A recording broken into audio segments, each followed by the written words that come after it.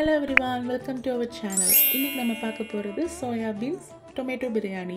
தேவையான பொருட்கள் தக்காளி, பச்சை மிளகாய், வெங்காயம், இஞ்சி, பூண்டு, புதினா இலை, கொத்தமல்லி இலை. இங்க நான் இஞ்சி பூண்டு பேஸ்ட் ரெடி பண்ணி வச்சிருக்கேன். பச்சை மிளகாவையும் அரைச்சு எடுத்து வச்சிருக்கேன். இப்போ சோயா பீன்ஸ் தேவையான அளவு எடுத்துக்கோங்க.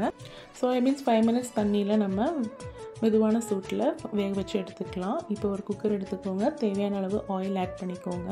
நம்ம கட் பண்ணி வச்சுருக்கிற தக்காளி ஆட் பண்ணிக்கோங்க. தக்காளி நல்லா வணக்கி விடுங்க. அப்படி இல்லை தக்காளி சீக்கிரம் வேகணும்னா ஒரு விசில் வச்சுட்டு ஆஃப் பண்ணிடுங்க.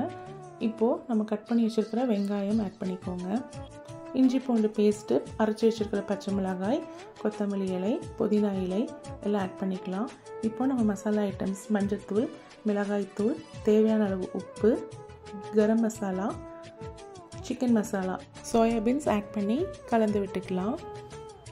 சாப்பாடு அரிசி பொன்னி அரிசியில் தான் நான் இந்த பிரியாணி செய்கிறேன். நான் இங்கே 2 கப் அரிசி எடுத்திருக்கேன். 1 கிளாஸ் அரிசிக்கு 2 கிளாஸ் தண்ணி தான் அளவு. நான் இங்கே 2 கிளாஸ் அரிசி எடுத்திருக்கேன். ஸோ 4 கிளாஸ் தண்ணி ஆட் பண்ணியிருக்கேன். தண்ணி நல்லா கொதிச்சதும் நம்ம வாஷ் பண்ணி ஊற வச்சுருக்கிற அரிசியை ஆட் பண்ணிக்கலாம். ஆட் பண்ணி கலந்து விட்டுருங்க. இப்போ உப்பு காரம் எல்லாம் இருக்கான்னு செக் பண்ணிக்கோங்க. குக்கர் க்ளோஸ் பண்ணி ஒரு விசில் வச்சுடுங்க. நம்மளுடைய சுவையான ஈஸியான சோயா பீன்ஸ் பிரியாணி ரெடி ஆயிடுச்சு. இந்த வீடியோ உங்களுக்கு பிடிச்சிருந்ததுன்னா like and subscribe to Anu vlogs. Thanks for வாட்சிங்.